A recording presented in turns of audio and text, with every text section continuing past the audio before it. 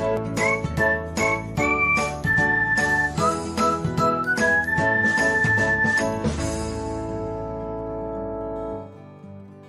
everyone, welcome back to another episode of Technologyglance.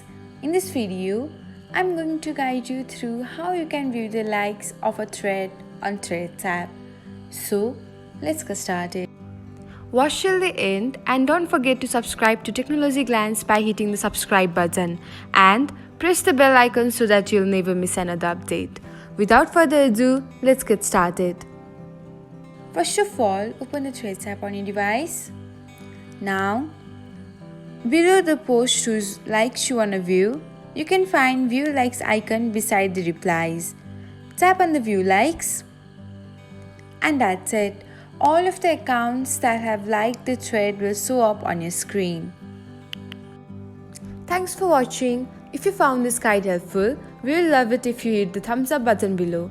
We upload great new tech tutorials like this one every day. So, don't forget to subscribe to our channel and hit the bell icon to get an update as soon as we post a video.